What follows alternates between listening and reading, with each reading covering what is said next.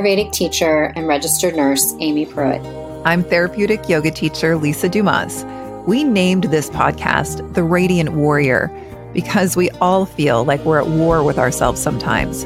And we need support to learn from our challenges and expand to the next version of who we are becoming.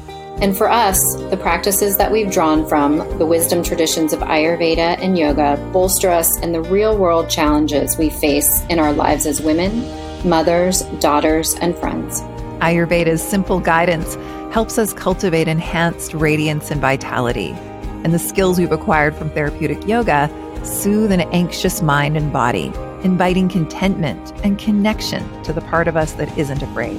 The Radiant Warrior podcast is yoga, Ayurveda, and real talk to reclaim a courageous heart. We're so grateful to all of you for your responses and reviews. Reviews are a wonderful gift to a podcaster because it helps us grow and become visible to more people. A great way to tell us you value the show is by heading to the iTunes app to subscribe and to offer us a 5-star rating. We appreciate you. Okay, Aimee, before we start chatting and sharing, I know that both of us have a couple of events coming up that we want to talk about, opportunities to practice with us live. What do you have going? I have a weekend retreat that is coming up in the middle of November. It is November 15th, 16th, and 17th in the beautiful Hocking Hills of Ohio. And if you don't know about the Hocking Hills in Ohio, that's this amazing place.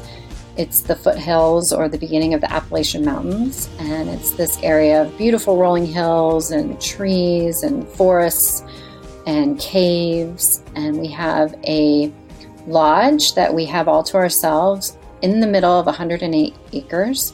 And it will be a weekend of yoga, Ayurveda, and meditation. And if anybody would love to join me, I have a few spots left. They just go to my website, aimeepruitt.com, and look under the events section, and you can sign up there.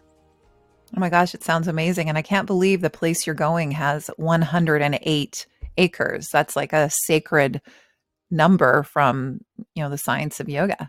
I know, right? It's the perfect spot. Oh, it sounds absolutely wonderful. As for me, I'm going to be back in San Diego this coming weekend. And while I'm there, I'm going to offer the Warrior to Warrior workshop. That's my workshop where I offer as many tools as I can to help soothe your anxious mind and your anxious body. You don't have to identify as somebody who feels that they suffer with an anxiety disorder. This is really an experience for anybody who feels like they worry a lot. All of us. For anyone who feels like the quality of that inner dialogue is maybe a little unkind and you'd like to learn how to feel a little bit more calm and connected to your heart. So that's this Sunday at Carlsbad Village Yoga in Carlsbad by the Sea, a really lovely seaside community where we have a place. And that's becoming our second home. So I'm looking forward to building community there. It's from 2 until 4 o'clock in the afternoon.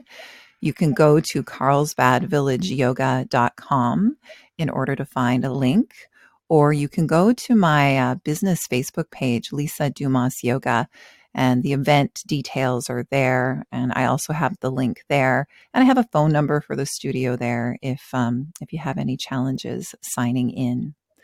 I'm really excited to be teaching there. And actually, coming up in this episode, Aimee and I are going to talk a little bit more about the tools that we both share to help to meet anxiety and how to do them and why they work. Anxiety is such a top complaint for so many of us. So we're going to talk a little bit more about that in my story coming up.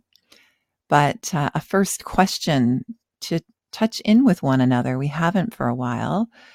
Aimee, today, where do I find you feeling and being, body, mind, and heart?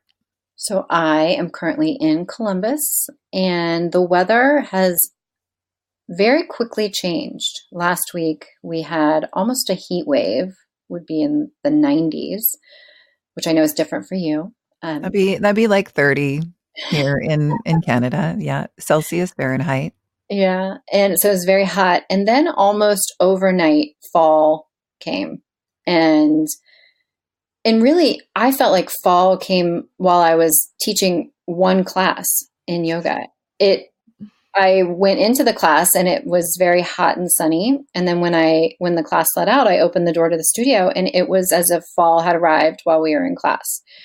It was like this lovely, cool breeze, and we could open the windows, and so this weekend feels like the very first of fall, and it's been lovely to be outside.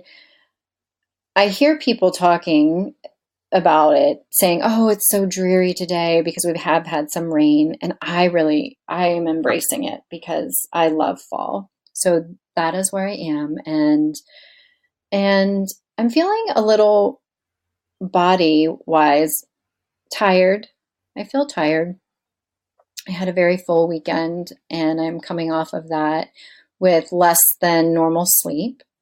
So, body wise, I'm feeling tired. And the weather is also making me just want to snuggle into bed and pull the covers up and drink soup Mm-hmm. and nap. That's what I feel like I want to do. I want to take naps. Are you able to do that at all today? Oh, no. Oh, no, there's no napping today. I've already been to the studio today twice and just running all the errands of life, going to the bank, um, cleaning the studio. It's very glamorous. Cleaning the bathroom and vacuuming and adjusting the schedule and This is the part of life that doesn't make it onto the social media feeds of typical people, right? right. You don't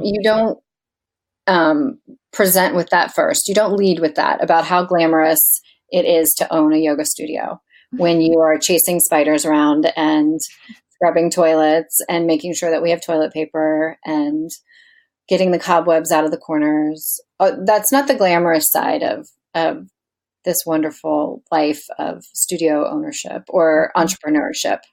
Mm-hmm. Mm-hmm. We're recording this podcast, full disclosure, a couple of days earlier than we normally would. You're listening to it, our dear listeners, either on Friday when it's released every single week or at some point that's convenient for you afterwards.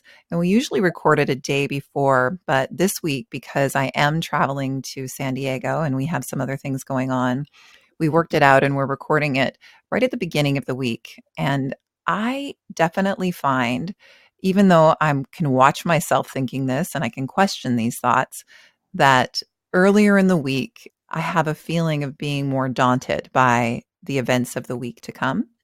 And as I make my way through the week, I start to feel lighter. So that's something that I've been using my practices and using my awareness to help with.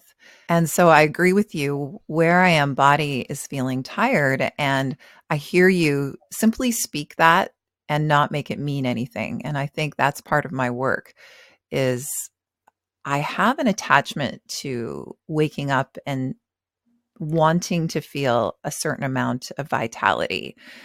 And if I wake up feeling as tired as I am, I notice my mind going into making that mean a whole bunch of things that oftentimes make me to blame. And this has come up with a lot of my clients as well, that we feel like we do these practices and we have these outcomes and goals in mind. Like if we do these practices, we'll feel more vital all of the time. But sometimes we'll wake up in the morning and we will feel less than optimal. And that could be for so many reasons. And this information does help me.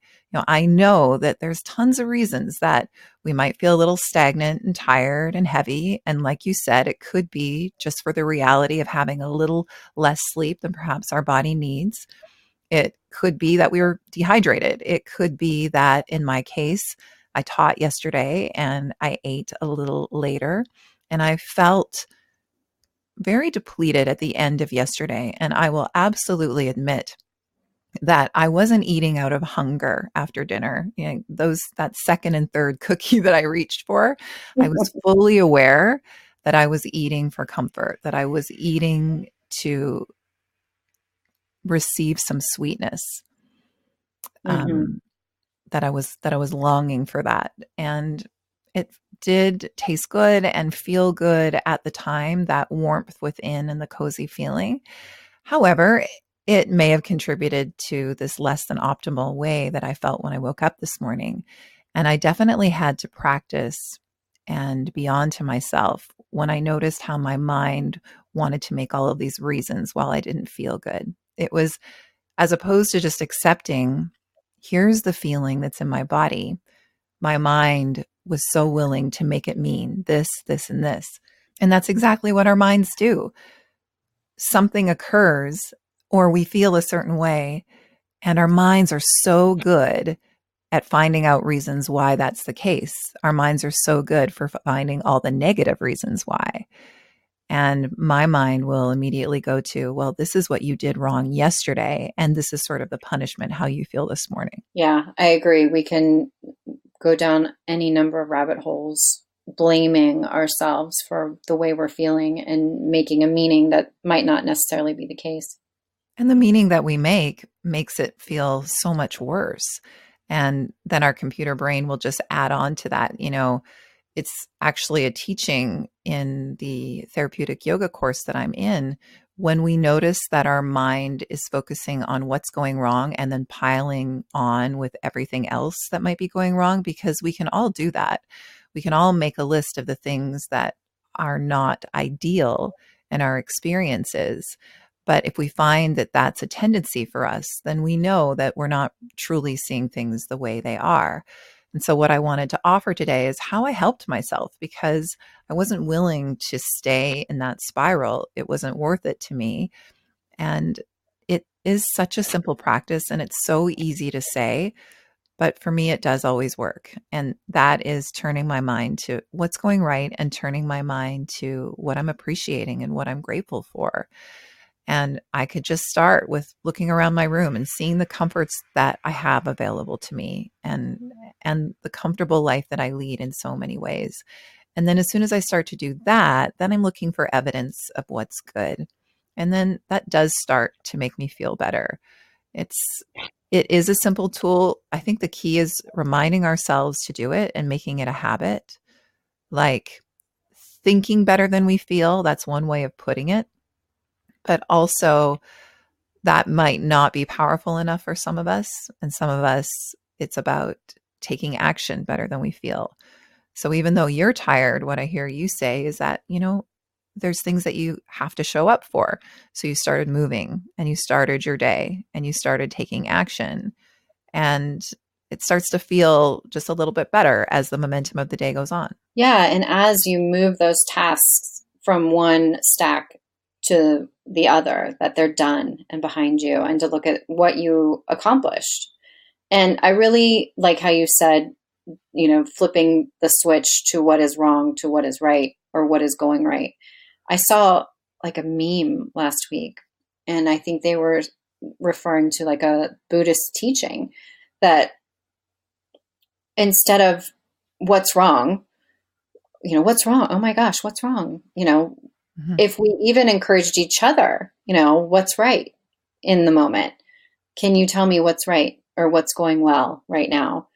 I think we have this addiction to drama, or not anxiety, but we're so caught up in the dramas of life that we get stuck in that what's wrong, what's wrong, what's wrong. And if we can even reach out to others and say, tell me what's going right. Mhm. Yeah, I think we can all relate in friendships that it's actually a way to bond, to sort of share the things that are going wrong. And we do need our friends to be there um, when we're not feeling great in order to help lift us up. However, there are friends that I have that we really celebrate one another's wins, but maybe we don't think about that. Maybe it doesn't naturally occur to us when something wonderful happens to reach out and talk to somebody about it and tell them about it. Or there could be a lot of reasons why we might not want to share that. We might feel a tendency to downgrade the good Mm-hmm. with us. But you're right. I would encourage more of us to talk about that. It's like this book that I offer a lot of information about here, Hardwiring Happiness by Rick Hansen. It's a way to stay in what's going right rather than wallowing in what isn't, which is so much easier. That's the habit for a lot of us. Mm-hmm. I agree. Yeah. And I was even inspired by my puppy, Bowie, who's on my lap right now. Can I still call her a puppy? She's over 1 now. She's, I guess, a She, toddler. she can always be your puppy. She is. But I watched her today. We came in from taking my daughter to school, and she just needed to run around the house. She was just running around in circles. And I took that as some inspiration, like, yeah, I didn't have time for my movement practice today. And that for me is key. I've talked about that here. Even in bed, I'm starting to move and warm up my joints.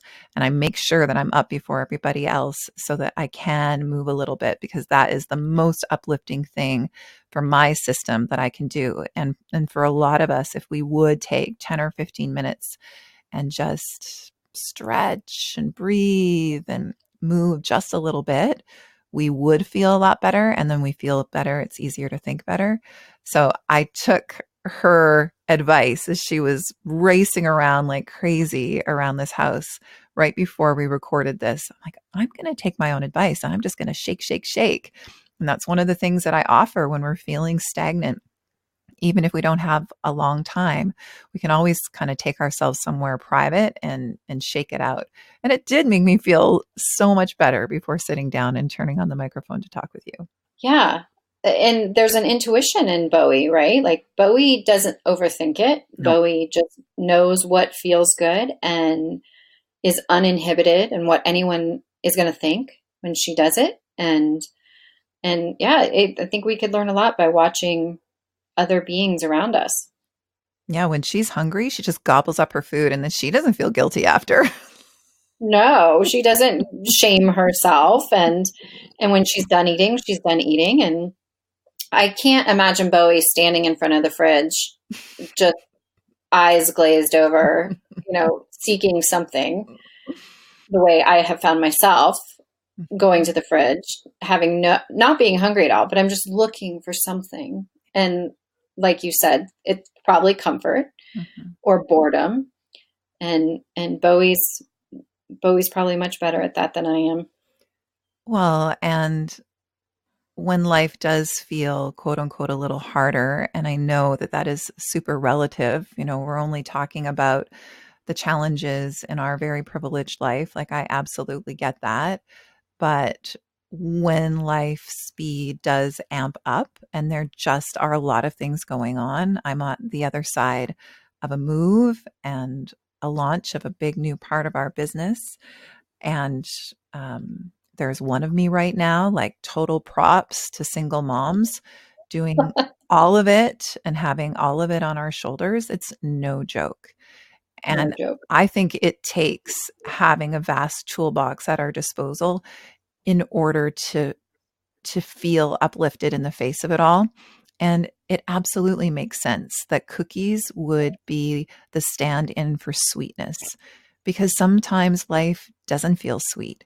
We have to remind ourselves to actively look for the sweetness. But even that, sometimes it's just, I just want to eat this cookie right now. Yeah, And I that, find that all the time. and that's got to be okay. Yeah, and to be really compassionate with yourself, that we're all doing the best we can. In the moment, we're all doing the best we can. And that is the biggest practice that I gave myself and that I would offer here today. When you have those situations, when you wake up in the morning and your body, you judge your body as not feeling good for whatever reason, and then you make that mean that you did something wrong, I would encourage all of us to flip that. I would encourage all of us to practice the art of being present and simply witness the sensations that we're feeling within. And instead of linking them to, oh, I feel heavy or I feel full or this is uncomfortable, instead of looking for what's wrong, could we just observe it as what it is? Could we observe it maybe even as a beginner? Like, oh, this sensation, it feels, there's some density to it. If it were a color, it would be this color. Interesting. And then when we catch our mind going to the habitual thought, because that's all that thought really is, I can probably admit that I've had those blaming, guilt ridden thoughts upon waking up thousands of times. And that's why they come so easily. We not only have thought patterns as habits, but we have feelings and emotions in our body as habits. So once we know that, these are the practices that can help to override that. But when we have that habitual thought of, well, it's because I did something wrong, or it's because I ate that, or I drank that, or I said that, or I watched that, and I'm still a good person, and I'm still okay, and there's nothing wrong with me. Can we add that on to the end of those thoughts? Yeah, the way that our internal dialogue to ourselves and the way we berate ourselves or shame ourselves has got to be taken down a notch. Yeah. It just really does. And I think most people can relate to that. The way that we speak to ourselves and the standards that we hold ourselves to could really be a lot kinder than it is. And for many of us, it'll be a lifetime of remembering that. We can hear that in a workshop, we can read that in a book, but not many of us have that innate quality of being able to answer the inner critic with kindness. I've come across a couple of people in my life who've modeled to me that they do it really well. They have far more compassion for themselves. And the writer, Brene Brown, who researches shame, she talks about that people that live in a more peaceful, wholehearted way, they do have the natural ability to be a lot easier on themselves. And one person that I met, she expressed that she has all these same feelings, maybe guilt about this or that, or shame about different actions that she took or didn't. But then in the same breath, she can say to herself, but of course you felt that way. Or of course you took that action. That makes so much sense because, look at this and look at this. Like, she really had a practice of talking to her like we would talk to one another. Aimee, if you called me and you told me all of these seemingly terrible things that you thought about yourself, I would immediately ask you not to speak to yourself that way, and I would offer a much kinder perspective. I just would, and not from a inauthentic place either. And most of us would talk to our friends and our loved ones that way, but it has to become a habit to be able to cultivate that voice for ourselves. Like you said, it is a lifelong process. I think for myself, it's a very new process. Within even just the last year or two, learning to speak to myself with compassion and love and unconditional love, and not really call myself every name in the book and shame myself into, a corner. So it is a lifelong process. Something that was helpful for me, one of the books that was offered for us to read as part of the Yoga Psyche Soul curriculum with our teacher, Ashley, is called Mindful Loving. The author's name is Henry. I can't remember the last name, but he offers a lot of different tools for how to handle that negative inner dialogue. And one that has always stuck with me, and I've shared it in a few classes, is when we notice, well, you feel this way because you did this terrible and awful thing, or well, they looked at you like that because you're this terrible and awful way. When you notice yourself thinking, which that's also the big part of the practice. Can we even notice those thoughts? Most of us, we're not even noticing this constant terrorist inside of our mind, but we're reacting to it. But once we start to discern that voice, then one idea from this book was, I banish that thought, to notice that thought and then to inwardly say, no, that's not okay. I banish that thought, and giving yourself the permission not to think it again. This episode is brought to you by A Radiant Year, our monthly program that sends you a class that we create for you every week, offering therapeutic yoga and Ayurveda skills to support you in practicing real self-care. We design these classes to help you integrate simple and powerful tools into your life to help you move worry and overwhelm and cultivate more contentment and vitality. Enrollment opens next on December 6th for you to join us for a radiant winter. It's your chance to gather tools to feel more vibrant and at peace during the shorter days and cooler weather. will begin on winter solstice. Learn and grow with us seasonally or yearly. Head to aradiantyear.com to get on the wait list. So I guess that's one more of the countless tools that it's our intention to share here in the podcast. It's our intention to share when we teach together at our live workshops and in our ongoing online program, A Radiant Year.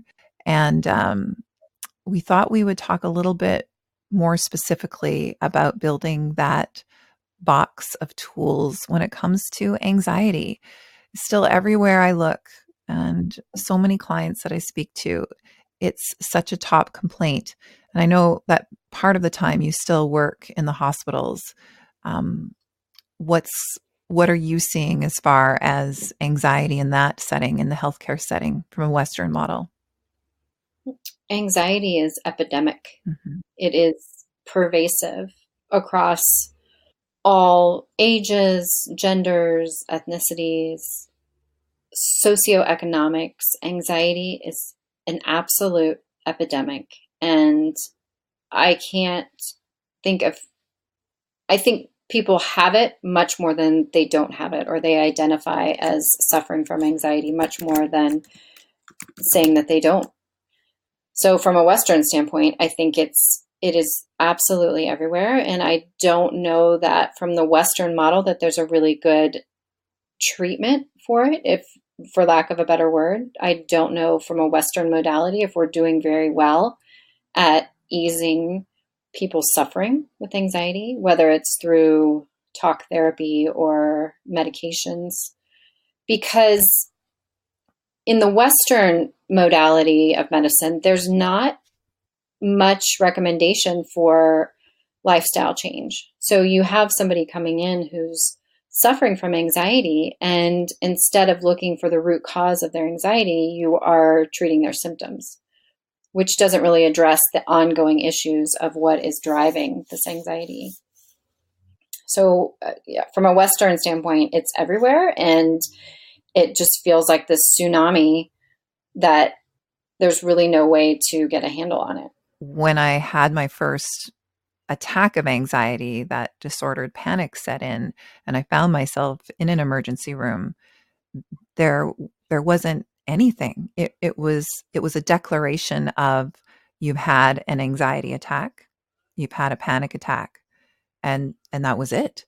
And that was, over 20 years ago, the first time that I experienced that. And so there wasn't the information that there is now. And to me, it felt like a sentence, like, okay, I've had this.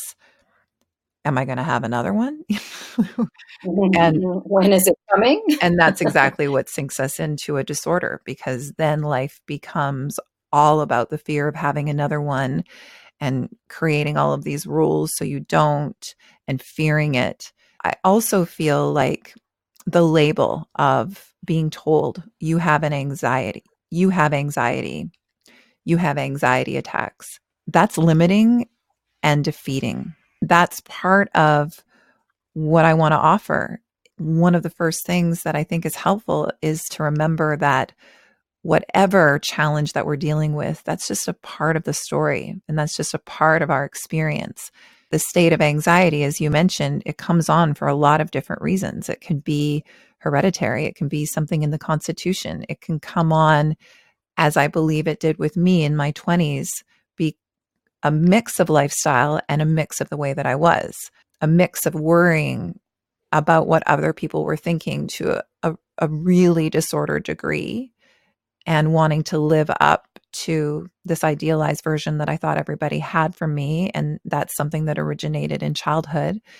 And then mix that with a radio career. And for me, that was shifts that had me on the air until 1:00 in the morning when I first started. So very little sleep, and moving away from home and working at smaller radio stations with a lot of young people, and living a lifestyle that was not in any way serving my body. I know that now, but that's just what my lifestyle was.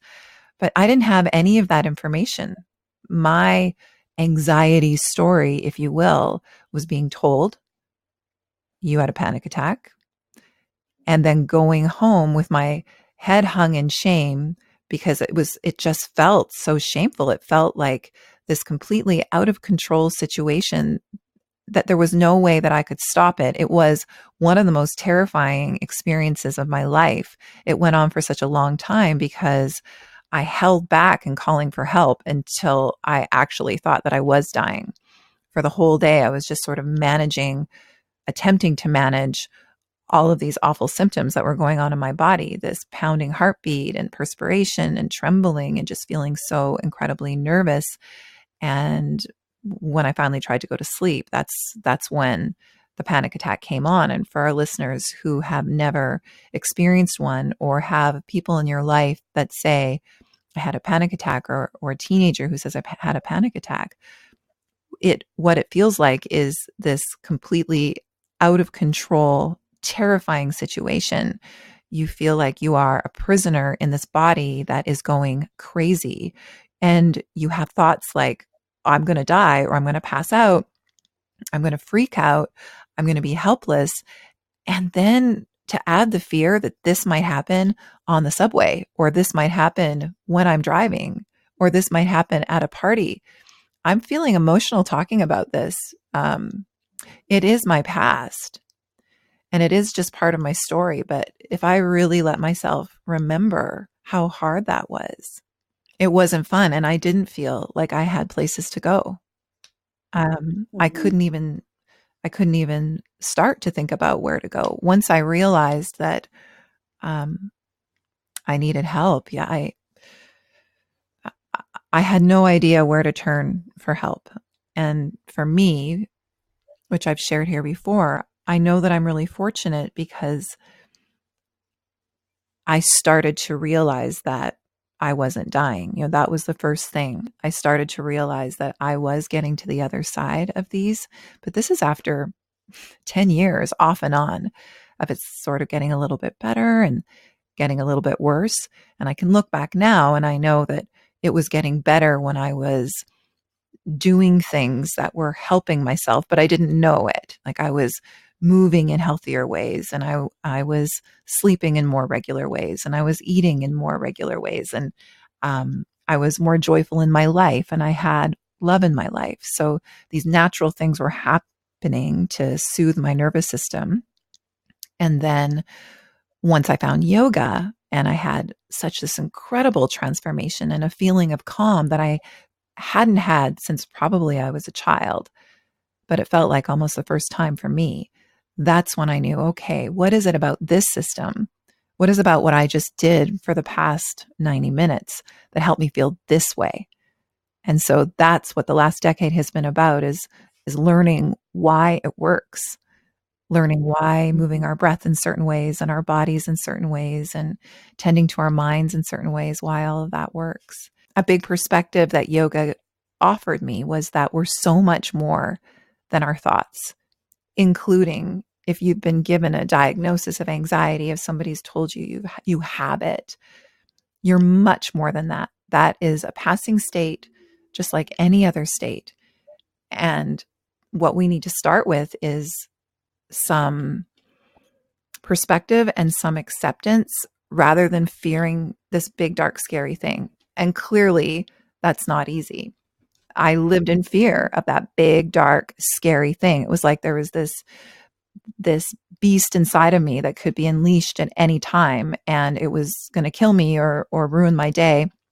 And then some of the coping mechanisms that I was using just to calm it all down, right? Because we know now food is super grounding, and also alcohol, that's super calming.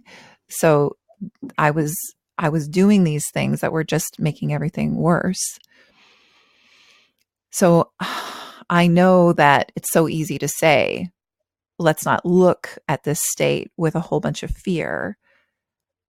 But if we can receive it with a little bit more, I don't even want to say acceptance, but the goal is to receive it rather than resist it. Because if we start to feel those sensations arise, oh, here it comes, and then we brace our whole body against it and we hold our breath, which I absolutely remember doing, we're just speeding up the process of feeling even more anxious, because from a physiological perspective, we're holding our breath. So our nervous system is on high alert. Our fight and flight goes into motion.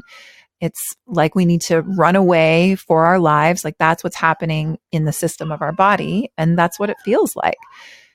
So if there's a way to realize that this is my nervous system, this is my body's way of actually coming back into balance at this point, and if we can soften towards the rise of worry in our body, and then I'll get more deeply into what we can do from a practical level. But just the shift of moving away from, I hate this, this is awful, there's something wrong with me, I'm so ashamed of this, and hiding and fearing it and bracing against it, to, okay, this is here now, and it's here for a reason. And what can I do to meet it with maybe even a little bit more friendliness? Well, and what I heard you say too is in the beginning when you were given a diagnosis, that how you said you hung your head in shame, and that sounds so isolating. And then because you were given this diagnosis and felt shame, I would think that that would make it very hard to talk to other people about. And so I know for me, that could be very isolating. And then I'm left to my own devices. I'm left alone with my mind and that dialogue without having any outside perspective of anyone else saying, me too. And this is what I have dealt with. And this is how I have found ways to soothe my nervous system. So I think that initial isolation can be so detrimental because of the stigma that people carry or perceive with any kind of mental health issue. And bringing it out into the light, letting the light shine on it, can be so scary. But that act alone, speaking about it, like you're speaking about it right now, can be so healing to someone else who can hear that story and think, oh my God, I have that too. And I thought I was the only one. And I have been alone in this struggle. So the way you have described that, I'm just so proud of you. And I think that is so healing for anyone to be able to speak their truth, speak their experience, bring what their struggles have been out. Like that to me felt like step one, like identifying and acknowledging. And like you said, could you become even friends with it if you had to? So I just love that whole thing. Not that I love that you have that and that you have suffered with that, No, but as I listen to you, it that makes so much sense. Now, here we are in this world where there's so much more information and sharing about mental health and some of the different challenges that we face. So it's easier to find information, and hopefully it's easier to share about it because it doesn't sound so scary and foreign. Unfortunately for me and for everybody else who experienced anxiety or depression, when there was less information readily available and when there was more of a stigma about it, it is isolating. And coupled with that, the thing about my particular path in radio is that I was moving a lot. So I did move to several different places where I was virtually a stranger in that place, and I had to start building a life. And so I didn't have that connection and community. And if I would create close friends, um, it was a challenge to talk about it because it was this heavy thing that I was dealing with. And I found myself not wanting to be alone. And then that's a lot to put on somebody too. It was when my now husband came along, I think a big part of my healing was his willingness to normalize it and his assurances that he thought I was okay because he'd see me at the beginning and he'd sort of see me through these episodes and he'd see me afterwards and that it was okay. And so he was an assuring voice, but also he encouraged me to go and talk to people that could help. And I think part of not seeking help and not speaking it out loud is I think I didn't want to find out that this was sort of a life sentence for me. I was going to be like this forever. And it doesn't make sense now. It doesn't. But in my emotionally immature mid-20s brain, if I just didn't look at it, if I just got through the next one the best way I could and then ignored it, maybe it would go away. As we do if I ignore that monster under the bed, It won't hear me. close my eyes really tight, it'll just go away. Yeah. And then through these practices, and then just through growing up and more insight and wisdom, we realize that the only way out is through, and speaking it and acknowledging it and bringing awareness to it helps to take away its power. This beast that was, anxiety in my life back in the day had all the power in my life. It took over. It was the central force in my life, and I organized my life around it. And it was this big, deep, dark secret that I never wanted anyone to see. And I can imagine that back in those days, late 20s, early 30s, that in my relationships, there might have been some thinking of my inauthenticity, as a person, of me sort of putting on an act. And I think if that was ever a feeling that others had of me, I think that that's right. That I got used to putting on a mask of what I thought I should be, or maybe what I wanted to be, or what would be acceptable and agreeable. Because to be authentic back then, with this being the central force in my life, that just felt like, hi, nice to meet you. I'm Lisa. I freak out a few times a week and think I'm going to die. I have a hard time being alone and I live in fear. Let's be friends. I don't know. If somebody led with that, I would be like, I want to be her friend. Like, that is awesome. Instead of the bullshit that we lead with now. Like, that's authenticity right there. Well, and I'll tell you, I don't know if I've said this here, but I didn't talk about this at first as a teacher for a long time. And I don't remember the first time I did. It was probably when I was running a studio. Then I felt super comfortable in the community, and the same students came all of the time. And I don't remember why I decided to share it, but I did. And I remember as I was speaking it out loud to a group of people, I guess I was probably speaking my why, why I do this in the first place. My whole body started to tremble. And when we speak truth, it can feel physically very powerful. It was like there was some discharge going on in my body when I was speaking something that I had kept inside, hidden for so long. And what you're saying is absolutely right.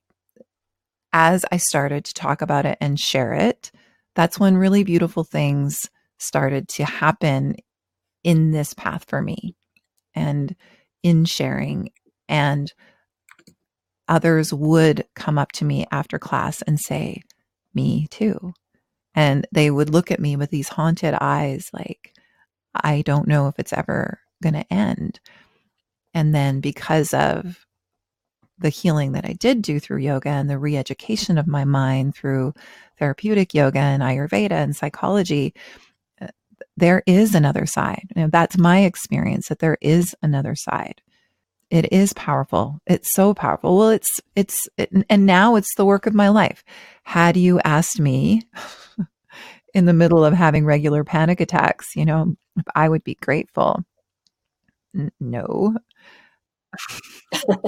but now I do appreciate that experience, because teaching about it and offering about it comes from this powerful place of, this is where I was, this is how I felt, and then these are the practices that I used. And right away I felt better, but then over time it got really better. And in therapeutic yoga, we use the term balancing. We're balancing these different systems of our body that become unbalanced for lots of different reasons. And then I think it maybe creates expectation that we feel perfect. And that's not what balance is, but there are ways through these systems that we are harmonizing our systems. And that's what you and I teach now. And I wouldn't have ever got myself into a yoga studio without going through that. That was not something that I was really interested in when I was younger. I had a lot of cynicism around it because that was what was around me. I didn't have any spirituality in my life growing up because there was a lot of religious trauma around me. And so it was just not encouraged. So I can't imagine that I would have gone to yoga if I hadn't heard that yoga helped anxiety. And I heard that on a news report one day and I made a note, okay, I'll go to yoga one day. I'm so glad that I did. And then I just had to change everything. Once I experienced the vast transformation that not only happened because I felt calmer in my body, but when you start to realize that you can change the quality of your mind, when you start to realize that you can actually cultivate qualities like open-heartedness and acceptance and other perspectives, when you start to realize that you can think anything that you choose, that you can either think the habitual thoughts that you've been thinking about yourself and the people that you've been in relationship with, and it's maybe, all those thoughts about them are negative, or you can choose to cultivate having more compassion towards yourself and to others. And as you said earlier, that we truly are doing the best that we can with the tools that we have right now. Mm-hmm. Yeah. Cultivating that compassion towards yourself and beginning to not isolate, to begin to talk about it to each other, to those around you, I think is step one, just to bring it out into the light. Mm-hmm. Yes, bring it out into the light. And not everybody is going to receive it maybe the way that we would want, but the more that we speak it, the easier that it gets. And now, even though in this episode, I did feel myself get a little emotional because I was really having compassion for that early 20s me living in a big city all by herself and going to bed at night and just being so fearful that a panic attack was going to come, because that's usually when it came. I could fill my days. I could stay busy. I could stay numbing. I could stay hiding and avoiding. But then at the end of the day in bed, it was just me. And there was nowhere to hide and nowhere to go. And then that's when the beast would rear its terrifying head. And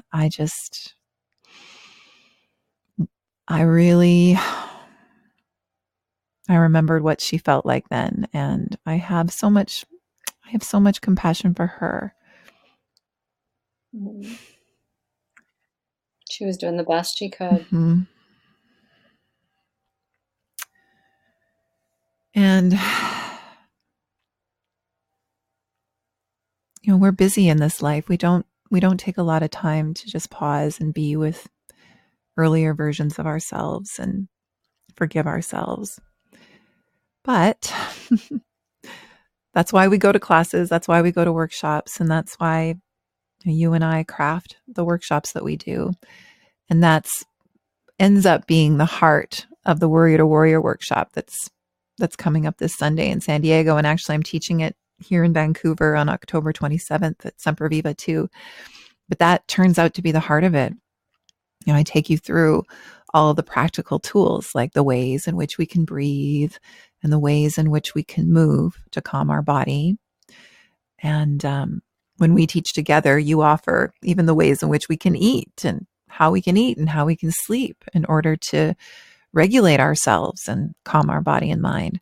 But then I like to take it a step further, and I like to just offer how we can be so much kinder to ourselves and how we can forgive ourselves for not measuring up to this impossible to reach version of ourselves, that we put so much effort and energy into. And if we could let that go and welcome it all, welcome our thoughts and welcome how we don't feel so great when we wake up every morning, and welcome that life sometimes feels hard, and that our relationships with our loved ones are challenging at times. If we could welcome all of that,